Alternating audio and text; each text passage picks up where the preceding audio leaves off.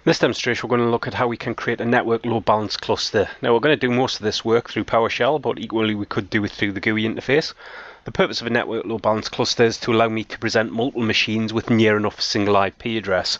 What we do is we create a virtual adapter, and as users access, let's say for example, a website, what will happen is the network load balance cluster will load balance the requests out to the servers within the cluster.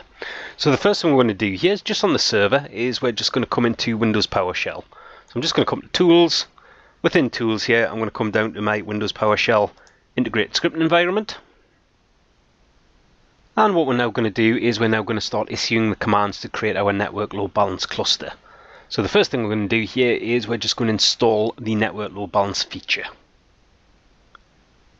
And the command I'm going to issue is invoke -command -computer name. We're going to run that against LonServe1 and LonServe2. -command where they're going to install -Windows feature, and then space NLB for network load balance cluster, and the remote support admin tools for network load balance cluster. Next thing we're going to do here is just hit the enter key. That's just going to go away and actually run the little script. So rather than watch the installation, what we'll do is we'll just pause the demonstration and return back once the installation is complete. As we can see, the installation is now complete. So the next thing to do here is to actually create our cluster. Let's just clear the screen off to make it a little bit easier to read. And now what we'll do is we'll just issue the command to actually create our cluster. So what we're going to issue here is we're going to do a new -NLB cluster. We're going to do -interface name is Ethernet. Operation mode will be multicast. Cluster primary IP will be 172.16.0.42. And the cluster name is going to be lon-NLB. So at this point here, we'll just hit the enter key. That's going to go away and just create our cluster. So what we'll do at this point here is we'll just pause the presentation and return back once the creation is complete. And as we can see now, configuration is complete. The next thing to do here is just to add our NLB cluster nodes. So what we'll do here is we'll just clear the screen. We're doing this currently on LonServe2, so what we want to do is we want to add LonServe1 to the cluster.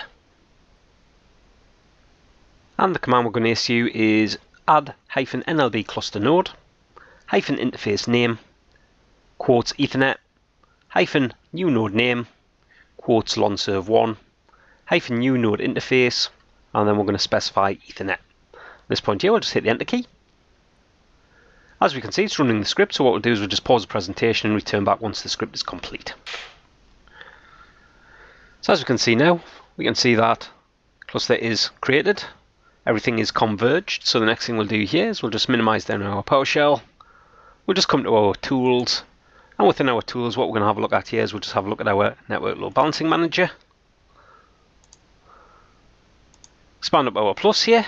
What we can see is we can now see we've got our cluster. We can see that we've got the two servers. Everything's green, so everything is converged. If we just right click on our cluster, and what we can have a look at here is our cluster properties. So what we can see here is we've got the IP address, got the subnet mask.